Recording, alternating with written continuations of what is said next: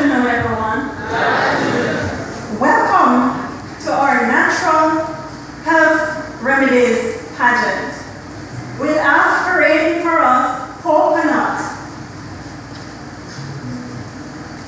The scientific name for coconut is Cocos nucifera. And you know, coconut is so versatile.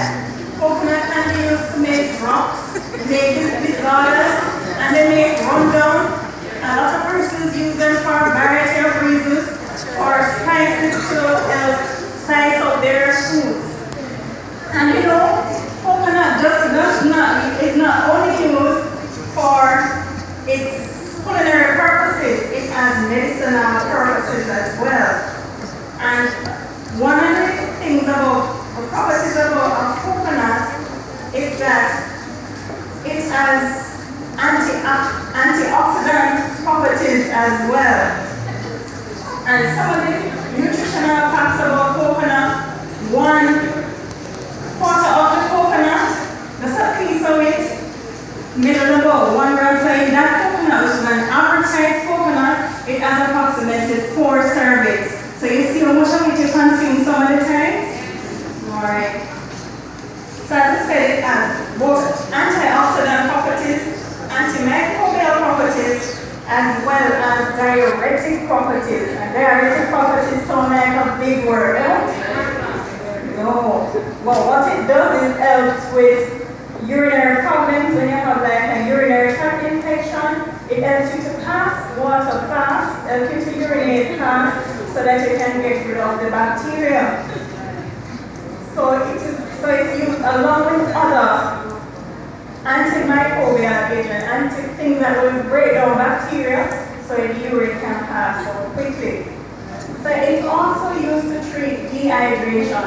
When you're dehydrated, it can be used because it has a lot of minerals in there, like potassium, and it also has like calcium in there. So it's very good in terms of treating and sodium and sugar. So it's good for treating dehydration.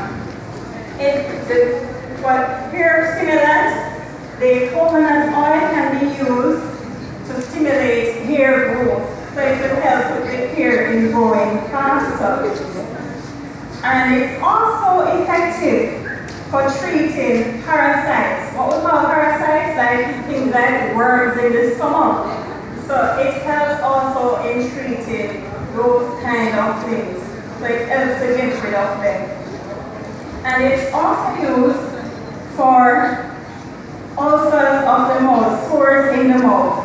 And this part is the bark of the tree. So it's not just the coconut, the nut that has nutritional values or healing properties, but also the bark of the tree that is used to, as we use it as to boil it, and then it is used to treat ulcers of the mouth. What you do with that concentrated fluid that is used to boil is to rinse the mouth with it, and it helps you to the sores to heal. So 1 teaspoon of crushed fruit in 2 cups of water, and you boil it until it is concentrated, and you take it as an oral rinse or gargle. And this you can do on a daily basis. And for the treatment of the urinary tract infection that we told you about, the diuretic property that coconut has, you just drink 6 to 8 glasses of it per day to help with that. And there's no contraindication for coconut. Alright, so that was coconut. We have also in this pageant pomegranate. Anybody knows pomegranate? Yes. Alright. What do you think pomegranate is good for? Yes? Yes, it has vitamins in there as well. And the scientific name for pomegranate is Punica renato. Sounds like nickname, eh?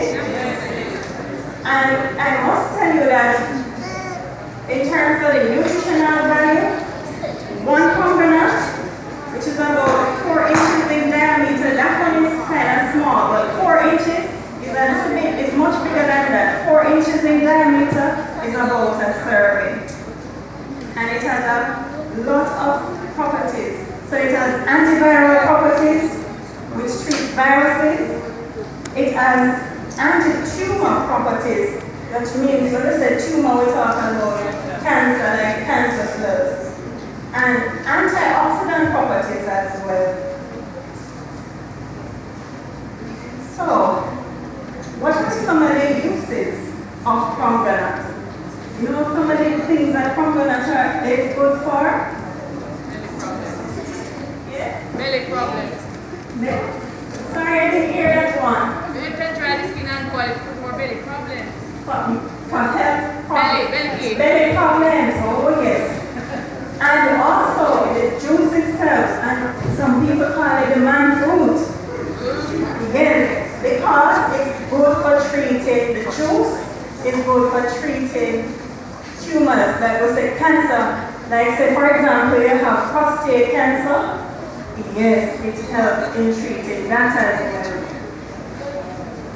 So, and also it's also useful in treating worms, just like the bark of the coconut tree, the seeds of and the fruit and the bark is also good for treating worms as well. So that is the belly problem that you're talking about. It's also good for treating throat and the skin infections. So when you have irritations on the skin, the bark and the rind, when you squeeze the skin of the pomegranate, you get a little rind like the orange. That is what is used for treating the skin problems. And also, you know what it is good for again in the nails? Erectile dysfunction. Yes, it's good for erectile. When men can't have an erection, that's what it's good. And also for heart problems. So the juice also helps to reduce the bad cholesterol. So it helps to get rid of it so you don't have clumps forming so easily, which give you the heart problems, the heart disease and the stroke. How is it prepared? Boil, use 50 grams of the bark, root or seeds to 1 liter. That's 1,000 ml of water.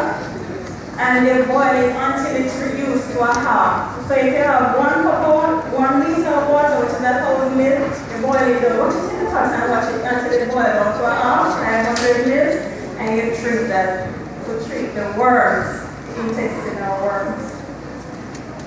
And this also is used for treating vaginal and cervical problems, used as a douche. This preparation used as a douche to treat vaginal and cervical cervix irritation.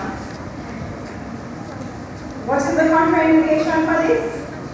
It must not be taken with castor oil. Because you know for the worms it will help you to get rid of them, so you'll have some cramps and so in the belly as the body gets rid of that which is not useful for it. So what happens is that with castor oil, because castor oil is a laxative, it helps to wash you out too. So it will give you additional problems. So you have extra boil problems. You're going to bathroom more frequently than usual. So you must need to use it with you live in castor it. oil. You took up residence in the And bathroom. avoid taking too much of the infusion because what we say can cause cramps, what we call abdominal cramps or belly cramps, especially in women who are pregnant. And with cramps, it puts you at risk for delivering before time, prematurely. Another one that we have is the coconut. Not the coconut, sorry, coconut came already, is the aloe vera. And everybody knows aloe vera. The same thing we call simple diet. Yes, simple diet is coming. What are some of the scientific name of it is aloe vera. And its properties, it has amino acids, enzymes, minerals, what we acid. Anybody has ever bought the things that you use on the face or the skin? And it's for the acne, and you say salicylic acid is in there. Well, this is your natural salicylic acid that can be used to treat the acne problems. Makes you look young again, And Brother it Ken. also Me young contains again. vitamins. Younger. Properties, it's an astringent, so you can use it to clean the skin.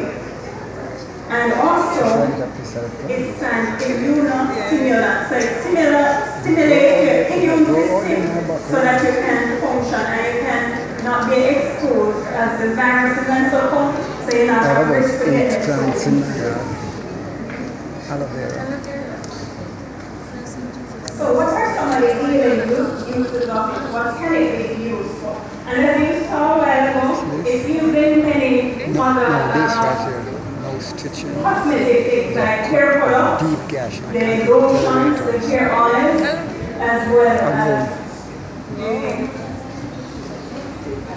well as a gel. And you know that it is very gelatinous. Because when you peel the skin off, that's the bitter part, but inside, even though sometimes most persons say it's because I don't find the jelly part inside that bitter.